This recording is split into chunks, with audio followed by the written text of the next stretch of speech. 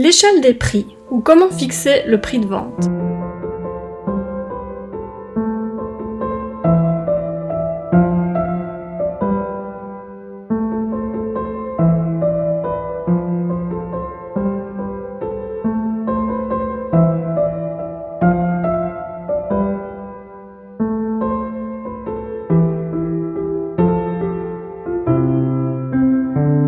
Le prix affiché dans le magasin ou le catalogue du fournisseur est appelé prix d'achat brut. On parle de brut puisqu'il est possible d'obtenir diverses déductions.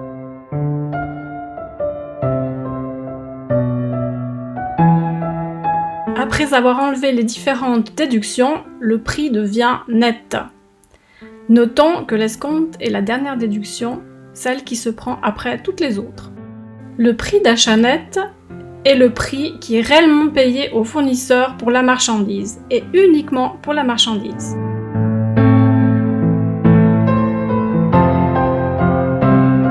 Il faut transporter la marchandise depuis chez le fournisseur. Ce sont les frais d'achat. Récapitulons.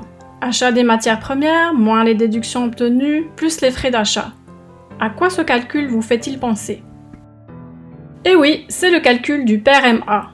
Calcul qui a été beaucoup travaillé au niveau des marchandises. Pas pour rien. Si l'on transpose cela dans l'échelle des prix, cela donne, à partir du prix d'achat net, soit le prix réellement payé au fournisseur, nous rajoutons les frais d'achat pour obtenir le prix de revient d'achat, soit le total des dépenses payées pour acheter la marchandise.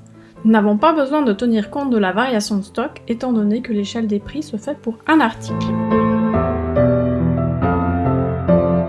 Il faut du personnel pour réceptionner la marchandise, la mettre en stock, lui faire subir des transformations.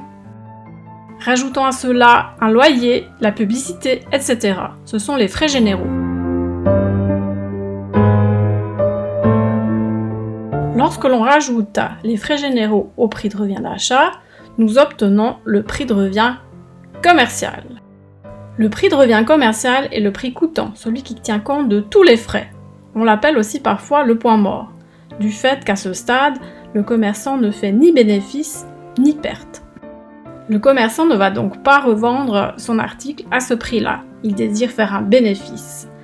C'est pour ça qu'il faut ajouter le bénéfice net au prix de revient commercial pour obtenir le prix de vente net.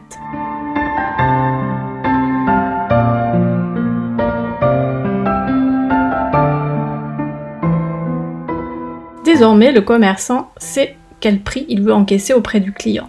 C'est ce que l'on appelle le prix de vente net. Ce n'est pas pour autant que le commerçant va afficher le prix de vente net. Il sait que de la même manière qu'il a essayé d'obtenir des déductions, le client va essayer aussi de négocier des déductions.